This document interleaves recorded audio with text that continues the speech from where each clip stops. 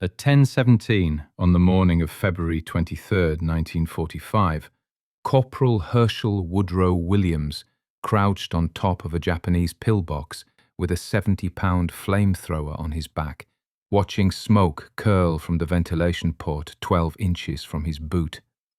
5 feet 6 inches tall, 140 pounds soaking wet, too short to enlist when the war started, the Marines had rejected him twice.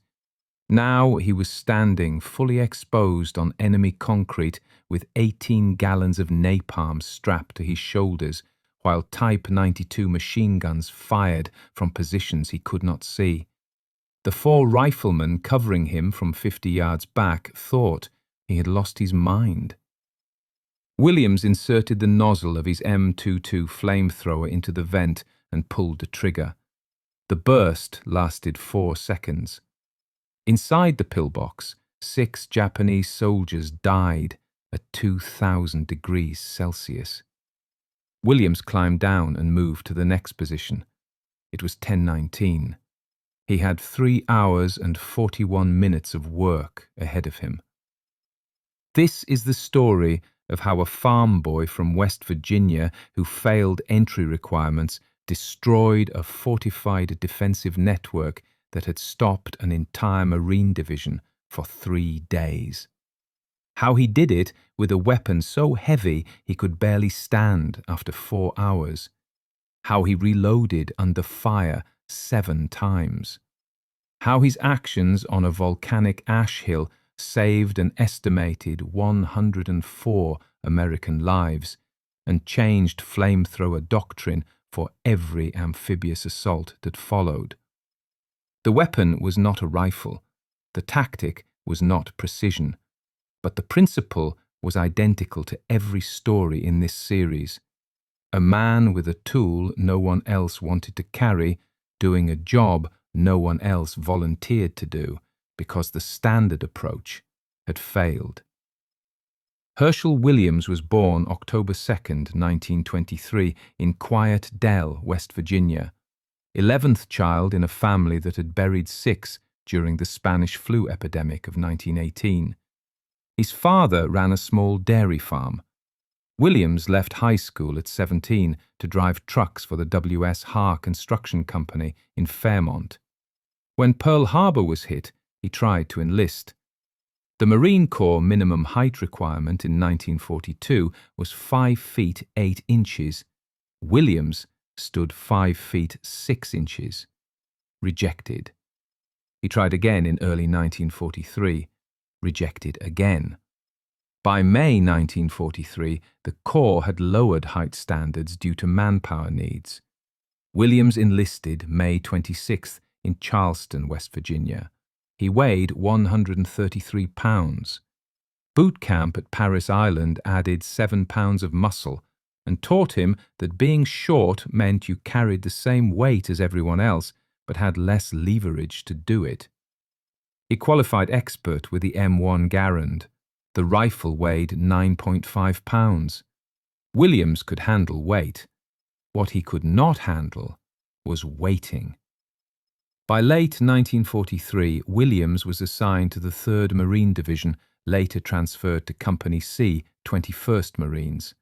The unit deployed to the Pacific in January 1944 and spent a year in combat operations across the Marianas and the Marshalls. Williams had seen combat before Iwo Jima. He had shot men with the Garand, thrown grenades, dug foxholes in coral that tore his hands bloody. But he had not yet been trained as a flamethrower operator. That training came in January 1945 at Camp Tarawa in Hawaii. The Marines were preparing for Iwo Jima, an 8-square-mile volcanic island 660 miles south of Tokyo. Intelligence estimates indicated the Japanese had fortified the island with over 11 miles of underground tunnels, 18,000 troops, and more than 750 pillboxes and bunkers constructed from reinforced concrete with walls 3 feet thick. Standard tactics involved naval bombardment, air support, and M4 Sherman tanks equipped with 75mm guns. The problem was that most of Iwo Jima's defensive positions were dug into rock and concrete that could withstand naval shells. The tanks could not maneuver effectively on volcanic ash. Infantry assaults resulted in horrific casualties. Flamethrowers were considered weapons of last resort, carried by men who understood their life expectancy in combat was measured in minutes. Williams volunteered to train on the M22 portable flamethrower in late January. The weapon consisted of 2 tanks, one filled with napalm-thickened gasoline, the other with compressed nitrogen propellant at 375 psi. Total weight when loaded, 70 pounds. Effective range, 20 to 25 yards. Duration of continuous flame, 10 seconds. The weapon was operated by squeezing a trigger that released pressurized fuel through an ignition nozzle, creating a jet of fire that adhered to surfaces and burned at temperatures exceeding 2,000 degrees Celsius.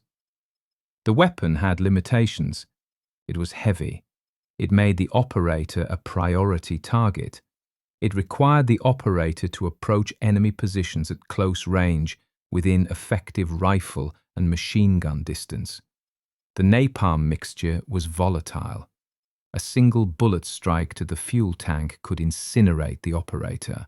Despite these limitations, the flamethrower was the only weapon proven to neutralize fortified bunkers when artillery and tanks had failed. Williams trained with the M22 for 3 weeks. He practiced approach angles, fuel conservation, target identification. He learned that you never fired more than a 3-second burst unless absolutely necessary. Fuel was finite. Once the tanks were empty, the weapon was 70 pounds of useless metal. Iwo Jima landing commenced at 0900 on February 19, 1945, D-Day. Williams came ashore with the 5th wave at 0930. The beach was black volcanic ash that swallowed boots to the ankle. Mount Suribachi, the 554-foot dormant volcano on the southern tip of the island, loomed to the left. Artillery fire from concealed Japanese positions pounded the beachhead. Smoke, noise, confusion. The Marines pushed inland. By nightfall on D-Day, the beachhead was 4,000 yards wide, but only 1,000 yards deep. Casualties, over 2,400 killed or wounded in the first 24 hours. The Japanese defensive strategy was not to defend the beach, but to allow the Marines to land, then destroy them from fortified positions inland. The strategy was working. February 20th and 21st saw limited advances. The terrain was brutal. Volcanic ash made movement exhausting. Every step required twice the energy. Visibility was poor due to sulfur fumes and smoke from bombardment. The Japanese had constructed pillboxes with interlocking fields of fire, meaning any advance toward one position exposed attackers to fire from 2 or 3 others. Tank support was ineffective. The ash could not support the weight of M4 Shermans, and when tanks did advance, they were destroyed by 47mm anti-tank guns or disabled by mines. Infantry assaults resulted in heavy casualties with minimal territorial gain. By February 22nd, the 21st Marines had advanced less than 600 yards in 3 days. The division commander ordered a push to capture the high ground northeast of Mount Suribachi, a plateau called Motoyama, where the Japanese had concentrated defensive positions. February 23, 1945, began at 0830, when Company C was ordered to advance toward a cluster of pillboxes blocking the route to Motoyama. The pillboxes were standard Japanese construction. Reinforced concrete walls, 3 feet thick, camouflaged with volcanic rock and ash, with firing slits 8 inches wide and 6 inches tall. Each pillbox housed a Type 92 heavy machine gun, 7.7mm caliber, with a crew of 4 to 6 men. The Type 92 had an effective range of 800 yards and a rate of fire of 450 rounds per minute. The sound was distinctive, a rhythmic hammering that carried across the ash fields. At 0900, 3 M4 Sherman tanks attempted to advance on the pillbox network. Japanese fire was immediate. A 47mm anti-tank round struck the lead Sherman in the turret ring. The tank stopped, smoke pouring from the hatch. The crew bailed out. 2 men were shot by machine gun fire before reaching cover. The remaining 2 tanks reversed and withdrew. The company commander, Captain Charles Shepherd, requested artillery support. Artillery fell on the pillbox coordinates for 15 minutes. When the barrage lifted, the Marines advanced. The pillboxes were intact. Machine gun fire resumed. The Marines withdrew with 6 casualties. At 10 o'clock, Shepherd called for volunteers to advance with flamethrowers. 3 operators had been assigned to the company. 2 had been killed on D-Day. The 3rd had been wounded on February 21st. Williams stepped forward. He was technically not a designated flamethrower operator. He was a demolition specialist, but he had trained on the M22. Shepherd asked if Williams understood the survival rate for flamethrower operators on Iwo Jima. Williams said he understood. Shepherd asked if Williams needed support. Williams requested 4 riflemen to provide covering fire. Shepherd assigned 4 men from 2nd Platoon. Their job was to suppress enemy fire while Williams advanced. Williams picked up an M22 flamethrower. The weapon had been pre-filled by ordnance personnel. Weight, 70 pounds. Williams weighed 140 pounds. He adjusted the straps. The tanks rested against his back and shoulders. The nozzle wand extended 30 inches from his right hand. The ignition trigger was a squeeze mechanism. He had approximately 10 seconds of continuous fuel, or 20 to 30 short bursts of 3 seconds each. He would need to make every burst count. At 10:08, Williams and the 4 riflemen moved out. The distance from the Marine line to the first pillbox was approximately 60 yards. Volcanic ash, no cover except shallow depressions left by shell craters. The riflemen moved first, spreading out in a loose line. Their job was to fire at the pillbox slits, not to kill the occupants, but to force them to keep their heads down. Williams moved behind them, crouched low, the flamethrower bouncing against his back with every step. At 30 yards, machine gun fire erupted, the distinctive hammering of a Type 92. Bullets snapped past. One of the riflemen, a private named Phelps, went down with a leg wound. Williams kept moving. At 20 yards, he could see the pillbox clearly. Concrete, volcanic rock camouflage, a single firing slit facing his direction. The Type 92 muzzle was visible, flashing. Williams dropped into a shell crater 15 yards from the pillbox. The 4 riflemen were firing, M1 Garrans cracking in rapid semi-automatic bursts. The machine gun fire slackened, but did not stop. Williams needed to close the distance. He rose from the crater and ran, not toward the firing slit, but toward the left side of the pillbox, where the concrete wall was blank. At 10 yards, he pivoted and aimed the nozzle at the firing slit, squeezed the trigger. The M22 ignited with a roar. A jet of liquid fire shot from the nozzle, 15 feet, 20 feet, directly through the firing slit. Inside the pillbox, napalm splashed against metal and flesh. The temperature inside reached 2,000 degrees Celsius in under 3 seconds. The machine gun stopped firing. Screaming inside. Brief. Then silence. Williams released the trigger. The burst had lasted 4 seconds. He had used approximately 40% of his fuel. Williams moved to the next pillbox, 40 yards northeast. Same procedure. The 4 riflemen advanced, firing at the slits. Williams flanked left, approached from the side, burned the position. 3 seconds. The occupants died without returning fire. Pillbox 3 was 50 yards north. This one had 2 firing slits, one facing south, one facing east. Williams approached from the west.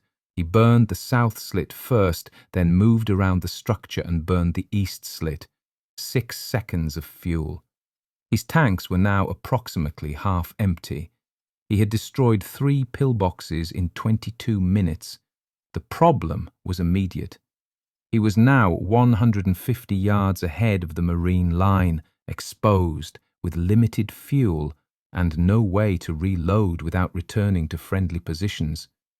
He signaled to the riflemen. They withdrew, moving back toward the Marine line while firing to suppress any Japanese troops attempting to follow. Williams followed, hunched under the weight of the flamethrower, legs burning from exertion in the volcanic ash. At 10:45, he reached the company position. Shepard met him with a fresh flamethrower. Williams dropped the empty unit, picked up the full one. Weight, 70 pounds. His shoulders were raw from the straps. Shepard asked if Williams wanted to rest. Williams said no. There were more pillboxes. At 10:52, Williams moved out again. This time, he headed northeast toward a cluster of 4 pillboxes arranged in a diamond formation, each covering the approaches to the others. This was the defensive network that had stopped the M4 Shermans. Williams and the 4 riflemen advanced. The riflemen fired at all 4 pillboxes simultaneously, trying to split the defenders' attention. Williams approached the southernmost pillbox first. He flanked right this time, came at the structure from an angle the defenders did not expect. Burned it, 4 seconds. Moved to the second pillbox, 30 yards north. Machine gun fire from the third pillbox raked the ground near Williams' feet. He dove into a crater, waited 10 seconds, rose and sprinted. The rifleman shifted fire to the third pillbox. Williams reached the second position, burned it, 3 seconds. The napalm ignited the wooden supports inside. The structure collapsed partially, smoke pouring from the firing slits. 2 Japanese soldiers crawled out, uniforms on fire. One of the riflemen shot them. Williams moved to the third pillbox. This one was different, larger, reinforced with additional concrete and steel beams visible through gaps in the camouflage. Williams approached from the left side. There were no firing slits on this side. He moved around to the front. Machine gun fire from the fourth pillbox forced him back. He could not approach the third pillbox without exposing himself to fire from the fourth. He needed a different approach. At 11:14, Williams studied the third pillbox from 20 yards away. The structure was approximately 12 feet long, 8 feet wide, 6 feet tall. Flat concrete roof covered with volcanic rock and ash. The roof had a ventilation port, a 12-inch circular opening near the center. Williams had an idea. It was a tactically insane idea, but the standard approach was not working. He signaled to the riflemen, pointed at the fourth pillbox, made a gesture indicating they should concentrate all fire on that position. The riflemen understood. They opened up with sustained fire, emptying magazines as fast as they could reload. The machine gun in the fourth pillbox shifted fire toward them. Williams ran, not toward the front of the third pillbox, but toward the side. He reached the base of the structure, pressed himself against the concrete, and began to climb. The roof was 6 feet high. Williams used the volcanic rock camouflage as handholds. The flamethrower added 70 pounds to his body weight, making every movement exhausting. He pulled himself onto the roof, fully exposed. Any Japanese soldier with a clear line of sight could shoot him. Williams moved across the roof on his hands and knees, located the ventilation port, positioned himself next to it. The port was 12 inches in diameter, designed to allow air circulation inside the pillbox. Williams inserted the nozzle of the M22 flamethrower into the port, angled it downward, and pulled the trigger. The burst lasted 5 seconds. Inside the pillbox, napalm sprayed across the interior, coating the walls, the floor, the occupants. The temperature spiked to 2,000 degrees Celsius, metal melted, flesh ignited, ammunition cooked off in staccato bursts. Williams pulled a nozzle out, rolled off the roof, hit the ground. He expected return fire. None came. The pillbox was silent. He moved to the fourth and final pillbox in the cluster. The riflemen were still firing, suppressing the position. Williams flanked left, burned the firing slit. 4 seconds. The machine guns stopped. At 11:23, Williams had destroyed 7 pillboxes in 1 hour and 15 minutes. His fuel tanks were empty. He returned to the Marine line. Shepard had another flamethrower ready. Williams dropped the empty unit, took the full one. His hands were shaking, not from fear, from exhaustion. The volcanic ash, the weight, the heat from the napalm bursts. His uniform was soaked with sweat despite the relatively cool February temperature of 68 degrees Fahrenheit. Shepard ordered Williams to rest for 15 minutes. Williams sat with his back against a shattered palm tree stump and drank water from his canteen. The 4 riflemen who had been covering him sat nearby. One of them, a corporal named Schläger, asked Williams if he had actually climbed on top of that pillbox. Williams said he had. Schläger said that was the dumbest thing he had ever seen. Williams agreed, but it had worked. At 11:45, Williams moved out for the 3rd time. The next cluster of pillboxes was 80 yards northwest, 6 positions arranged in a staggered line, covering the approach to a ridge that led to Motoyama. The Japanese had observed Williams' tactics. They adapted. As Williams and the riflemen advanced, machine gun fire came not from the pillboxes, but from concealed spider holes dug into the volcanic ash. Small one-man positions, nearly invisible, with a soldier lying prone with a Nambu Type 99 light machine gun. The fire was accurate. One of the riflemen, Private Bennington, took a round through the shoulder. Williams dropped into a crater. The rifleman located 2 spider holes and neutralized them with grenades. Williams resumed his advance. He reached the first pillbox in the line, flanked it, burned it. The second pillbox fired at him while he was still engaged with the first. A burst of Type 92 fire stitched the ground 6 inches from Williams' left foot. He dropped, rolled behind the first pillbox for cover, waited. The rifleman suppressed the second position. Williams sprinted 20 yards, dove into another crater, rose, and burned the second pillbox. 3 seconds. The third pillbox was the problem.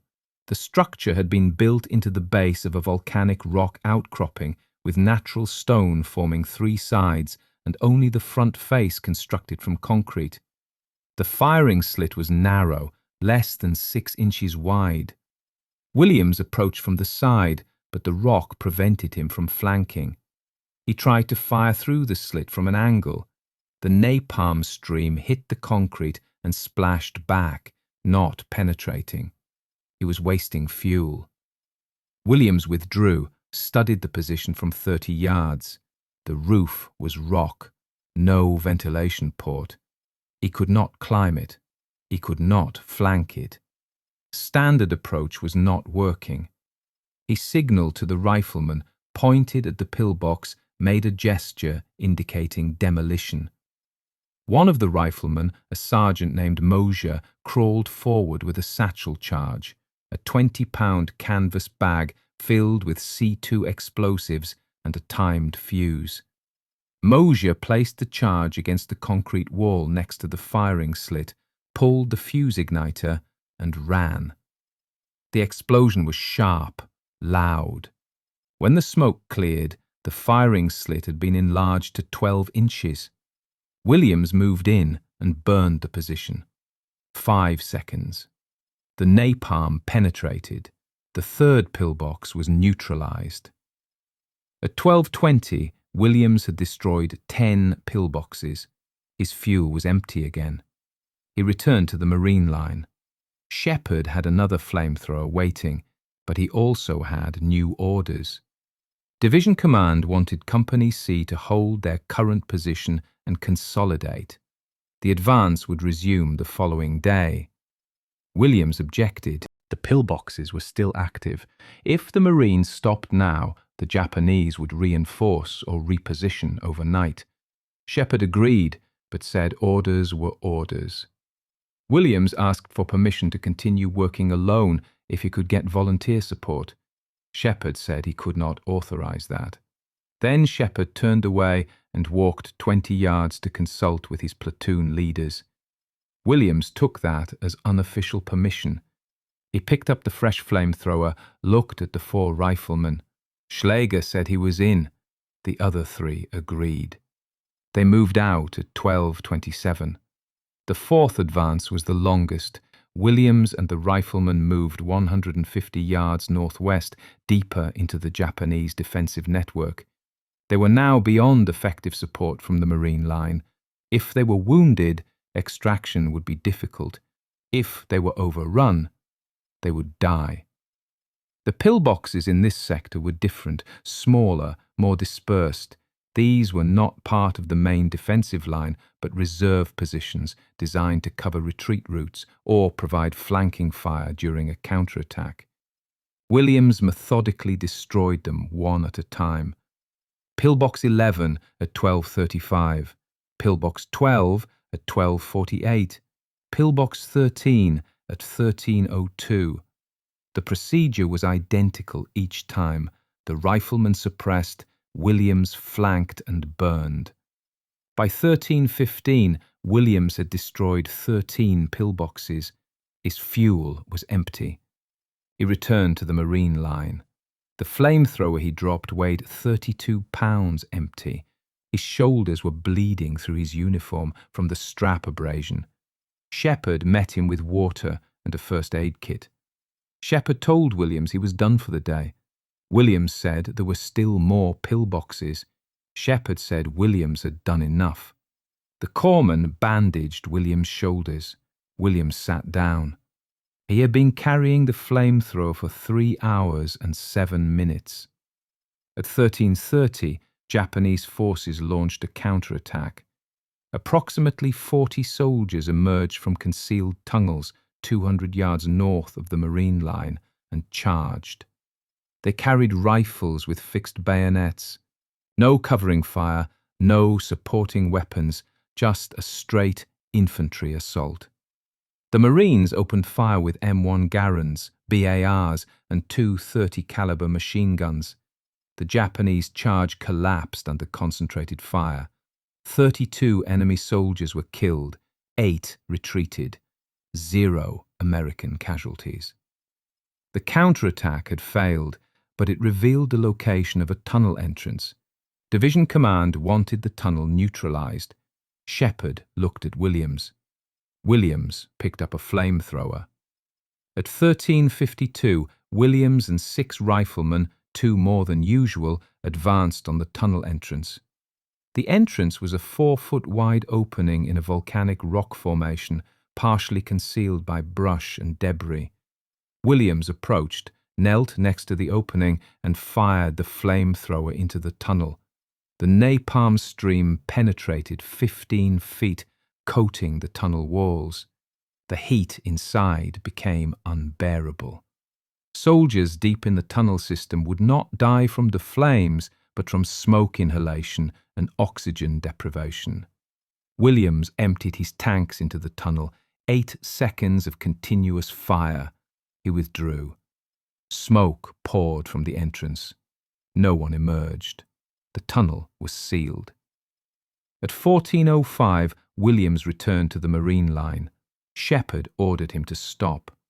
Williams said there were more positions. Shepherd said Williams had destroyed 13 pillboxes and sealed a tunnel in 4 hours. That was enough. Williams sat down. His fuel was empty anyway. Shepherd reported to Division Command. The initial report stated that Corporal Williams had single-handedly neutralized a fortified defensive network that had stopped an entire battalion for 3 days. Division requested confirmation. Shepherd confirmed. At 15:30, a runner arrived with orders for Williams to report to Division headquarters the following morning. Williams asked why. The runner did not know. February 24, 1945.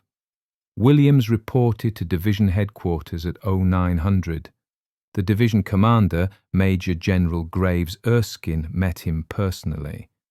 Erskine asked Williams to describe the previous day's actions. Williams provided a factual summary. 13 pillboxes destroyed, 1 tunnel sealed, estimated 60 to 80 enemy casualties, 0 friendly casualties during his direct operations. Erskine asked about the tactic of climbing on top of the pillbox. Williams explained that the standard approach had not been working and the ventilation port provided access. Erskine asked if Williams understood how exposed he had been. Williams said he did. Erskine said he was recommending Williams for the Medal of Honor. Williams said that was not necessary. Erskine said it was not Williams' decision. The battle for Iwo Jima continued until March 26, 1945. Total American casualties, 6,821 killed, 19,217 wounded. Japanese casualties, approximately 18,000 killed, 216 captured. Williams participated in operations through March 6th when he was wounded by mortar fragments and evacuated. He returned to the United States in April 1945. On October 5, 1945, President Harry S. Truman presented Williams with the Medal of Honor in a ceremony at the White House. The citation specifically mentioned the pillbox assault on February 23rd. The phrase, "conspicuous gallantry and intrepidity at the risk of his life above and beyond the call of duty," appeared in the official text. Williams kept the medal in a drawer. He did not display it. Williams was discharged in November 1945. He re-enlisted in the Marine Corps Reserve in 1946 and served until 1969, retiring as Chief Warrant Officer 4. His civilian career was 33 years with the Department of Veterans Affairs in West Virginia, counseling returning veterans. He married Ruby Meredith in October 1945. They had 2 daughters. Ruby died in 2007. Williams died June 29, 2022, at the age of 98. He was the last surviving Medal of Honor recipient from World War II. His body lay in state at the U.S. Capitol. He was buried at Arlington National Cemetery. The USNS Herschel Woody Williams, an expeditionary sea base vessel, was commissioned in 2020 and remains in active service. The tactical legacy of Williams's actions on Iwo Jima was immediate. The Marine Corps revised flamethrower doctrine to include the top attack method, inserting nozzles through ventilation ports or roof gaps when side approaches were impractical. Training for flamethrower operators was expanded to include climbing techniques and unconventional approach angles. The M22 flamethrower remained in Marine Corps service through the Korean War and into Vietnam, where it was eventually replaced by more portable incendiary weapons. But the fundamental principle remained. Fortified positions that could withstand artillery and armor could be neutralized by a single operator with the right weapon and the willingness to get close enough to use it. Williams's story is not about heroism in the abstract. It is about a specific problem and a specific solution. The problem reinforced concrete pillboxes with interlocking fields of fire that had stopped tanks, artillery, and infantry assaults. The solution: a 140-pound Marine with a 70-pound flamethrower who understood that getting killed was a possibility, but staying pinned down was a certainty. The standard tactics had failed. Someone needed to try something different. Williams volunteered. He climbed on top of an enemy bunker in full view of hostile forces because the side approach was not working. He reloaded under fire 7 times because one load was not enough. He burned 13 fortified positions in 4 hours because stopping at 5 or 10 would have left the job unfinished. The M22 flamethrower was not a precision instrument. It did not require marksmanship or ballistic calculation. It required proximity and commitment. Williams provided both. The weapon killed at 2,000 degrees Celsius within a confined space. The operators who carried it typically died within the first engagement. Williams survived 4 engagements in 1 day. The math does not favor that outcome. The explanation is not luck. It is preparation, tactics, and the ability to make decisions under fire that increase survival probability without reducing effectiveness. Williams flanked when direct approach failed. He used terrain when terrain was available. He climbed when flanking was impossible. He adapted.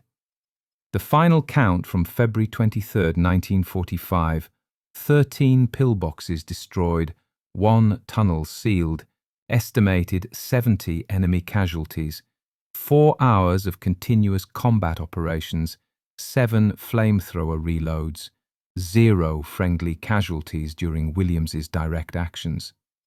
The following morning, Company C advanced through the sector Williams had cleared and reached Motoyama Plateau with minimal resistance. The division estimated Williams's actions saved between 50 and 104 American lives by removing the defensive network that had been inflicting casualties for 3 days. The estimate was conservative. If the pillboxes had remained active, the advance would have required additional assaults with additional casualties. Williams eliminated that requirement. Herschel Williams was 5 feet 6 inches tall and weighed 140 pounds. The Marine Corps rejected him twice for being too small. On Iwo Jima, he carried a 70-pound flamethrower through volcanic ash under machine gun fire for 4 hours and destroyed a fortified network that tanks could not penetrate. Size was irrelevant. Capability was measurable. The weapon was heavy. The job was deadly. Williams did both. That is the lesson. Not inspiration, not motivation. Competence applied under pressure until the problem is solved. Williams solved the problem.